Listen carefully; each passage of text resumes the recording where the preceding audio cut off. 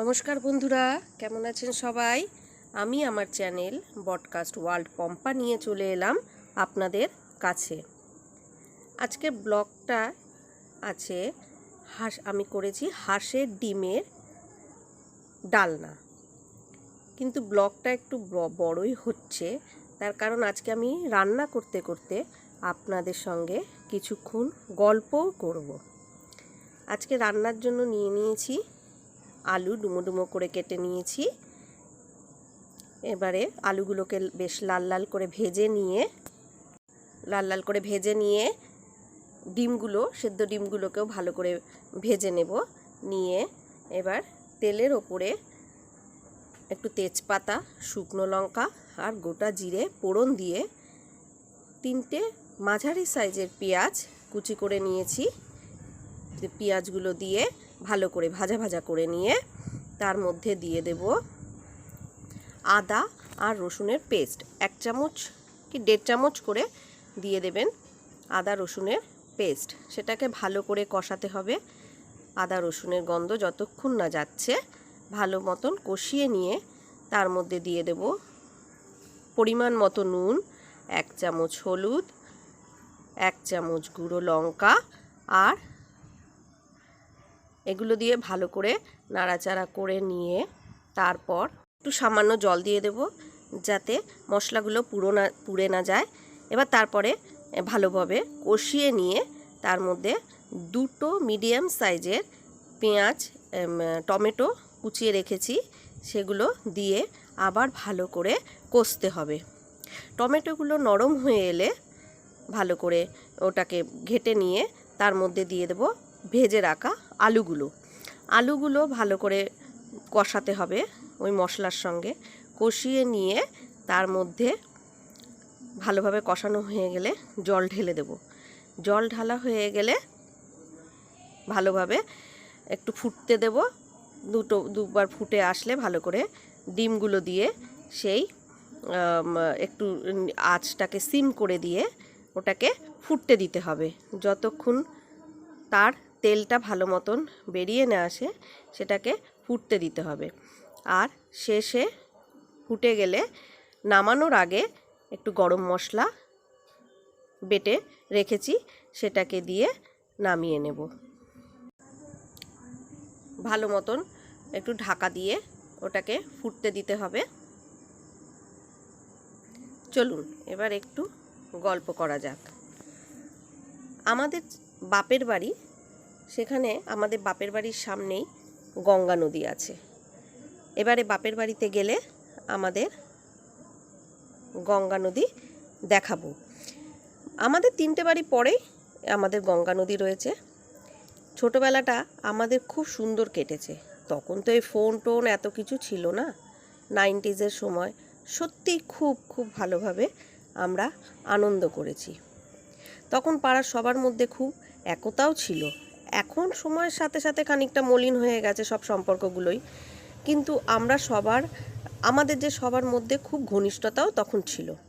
সব পাশাপাশি সবাই মিলে গঙ্গায় স্নান করতে যেতাম, সাঁতার কাটতাম। জানেন, এর মধ্যে অনেক গল্পও লুকিয়ে আছে।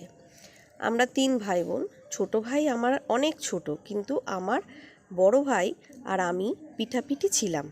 তাই সবসময় দুজনে মিলেই সব শয়তানিগুলোও করতাম। গঙ্গায় গেলে মা মারবে বলে লুকিয়ে লুকিয়ে সবার সঙ্গে চলে যেতাম। জানি বাড়ি গিয়ে মার আছে কপালে, তাও যেতাম। তখন ছেলে মেয়েদের মধ্যে এত ভেদাভেদও ছিল না। তাই আমরা পাড়ার সবাই মিলে একসাথে কত রকমের খেলাও খেলতাম। আমরা মেয়েরা কবাডিও খেলেছি, আর ছেলেরা ইচিং বিচিং কানামাছিও খেলেছে। তখনকার পরিবেশ এত আবর্জনাও ছিল না। আমাদের বাড়ির উঠোনটাই আমাদের জন্য বরাদ্দ ছিল। কত রকমের গাছও ছিল আমাদের, জানেন।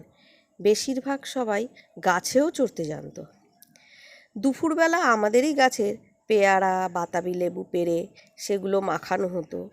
এই সময় কিন্তু শুধু আমরা যে ছেলেমেয়েরাই থাকতাম তাই নয়, আমাদের সাথে যোগ দিত কাকিমারা, পিসিরা, মা, সবাই থাকতো। আসল বয়সের বেশি ডিফারেন্স ছিল না, আর থাকলেও সেগুলো নিয়ে কারোর কোনো মাথা ব্যথাও ছিল না। আসলে সবাই মিলে হেসে খেলে আনন্দ করে দিন কাটাবো, সেটাই ছিল একমাত্র লক্ষ্য। ডিমের ডালনা তৈরি হয়ে গেছে। আজকে একটু গেছিলাম, এখানে আমার শ্বশুরবাড়ির এই দিকে পৈলানে একটা মন্দির আছে, এই মন্দিরটাতেই ঘুরতে গেছিলাম একটু। সেই মন্দিরের ভেতরটা দেখাতে পারলাম না, কারণ ওখানটায় ক্যামেরা অ্যালাউ ছিল না ভেতরটা দেখানোর জন্য। কিন্তু বাইরেটা দেখুন কি সুন্দর। এটা সাউথ ইন্ডিয়ানদের তৈরি একটা লক্ষ্মী নারায়ণ মন্দির। এত সুন্দর এর কারুকার্য, মন্দিরটার গায়ে খুব সুন্দর, চারপাশটা এত সুন্দর বলার নয়। আর সেদিন ওয়েদারটাও ছিল খুব সুন্দর, একটু মেঘলা মেঘলা আকাশটা করেছিল।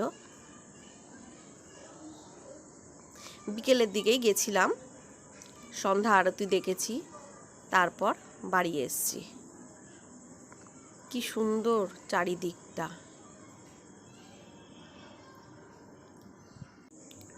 যখন সন্ধে হলো, লাইটগুলো সব জ্বালিয়ে দিল, এত সুন্দর লাগছিল মন্দিরের চারপাশটা, তা বলার নয়।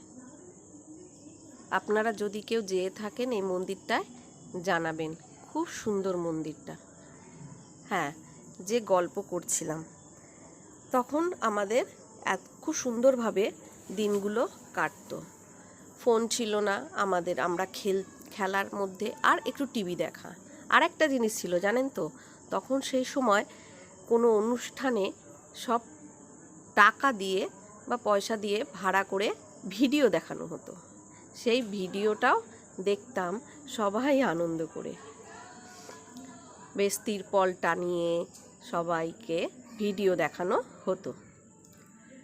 কিন্তু সেই দিনগুলো সবই হারিয়ে গেছে। এখন সবার হাতে স্মার্টফোন, কাউকে কিছু একসঙ্গে মিলে আর দেখা হয় না, সবাই যে যার মতন হাতে ফোন নিয়ে থাকে। আমরা কিন্তু এই জিনিসগুলো উপভোগ করেছি।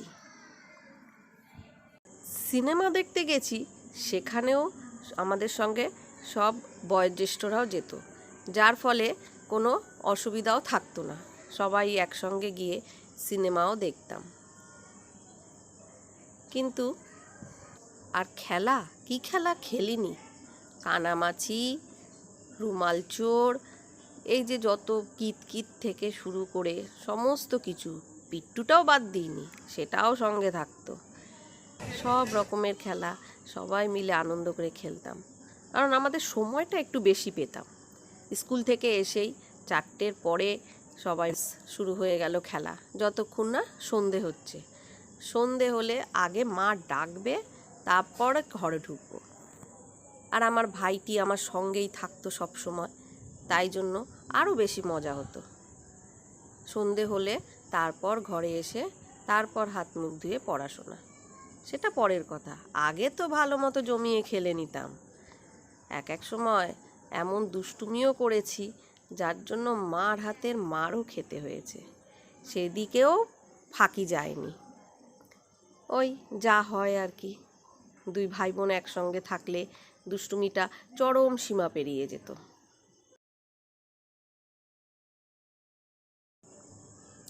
যাক, আজকে এইটুকু গল্প থাক, এরপরে আরও অনেক গল্প করব, কারণ আমার গল্প করতে, কথা বলতে ভীষণ ভালো লাগে। আপনারা সবাই ভালো থাকবেন, সুস্থ থাকবেন, কারণ আপনি যদি ভালো থাকেন, আপনি আপনার পরিবারকেও ভালো রাখতে পারবেন। আর একটা, যদি আমার ভিডিওটা ভালো লেগে থাকে, একটু লাইক আর কমেন্ট করে দেবেন। আমার ভিডিওতে কী অসুবিধা হচ্ছে না হচ্ছে জানতে পারলে আমি খুব খুশি হব, সেটা চেষ্টা করব ঠিক করার। তাই একটা কমেন্ট অবশ্যই করবেন, আর হ্যাঁ, পারলে একটু শেয়ার করে দেবেন। আপনাদের সঙ্গে আমি থাকার জন্য আরেকটু চেষ্টা করে যাব। তাহলে সব কিছুরই তো মোটিভেশন একটা চাই না, তাই আপনাদের কমেন্ট আর শেয়ারটা থাকলে আমি আপনাদের সঙ্গে আরও অনেক দূর এগিয়ে যেতে পারবো, আর আমার গল্পগুলো আপনাদের সঙ্গে আনন্দ করে তৈরি করতে পারবো। ভালো থাকবেন, সুস্থ থাকবেন। নমস্কার।